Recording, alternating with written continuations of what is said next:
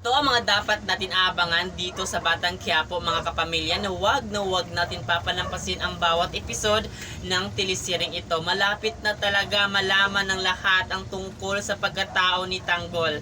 Ngayon itong si Mukang sumama na dito kay Ramon kasi magpapakasal na sila kasi panigurado na siya sa buhay niya dito kay Ramon kasi nga kayang ibigay lahat ni Ramon ang pangailangan ni Mukang kasi mayaman itong si Ramon.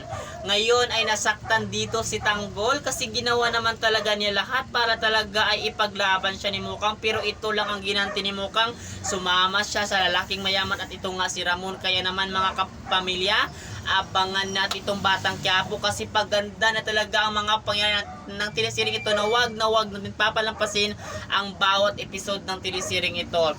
Dito na nga ba talaga mabubuking ni Mukang itong si David, na itong si David pala anak ni Rigor at hindi ito si Tanggol na anak ni Ramon. Kaya naman dito mga kapamilya, dito na nga ba talaga malaman ni Mukang na itong si Ramon at si Tanggol ay mag-ama pala at doon ay makakalaya itong si Tanggol kasi alam naman natin na kung malaman ito ni Ramon na si Tanggol ang anak niya ay maggagawa talaga ito ng paraan para makalaya ito sa kulungan. At kung malaman nga ito ni Ramon na si Rigor ang nagpakulong dito kay Tanggol, baka ano pa ang gagawin ni Ramon dito kay David na talagang nagpanggap siya na Tanggol para siya makapagmamana, pero ang totoo ay talagang piki siya sapagat ang totoong Tanggol ay nakakulong ngayon dahil pinakulong ni Rigor. Kaya naman mga kapamilya, grabe, marami tayong dapat abangan dito na wag natin papalampasin. Kaya ano pang ginagawa niyo, lagi lang kayo makatutok dito kasi grabe din talaga ang mga pangyayari ng telesering ito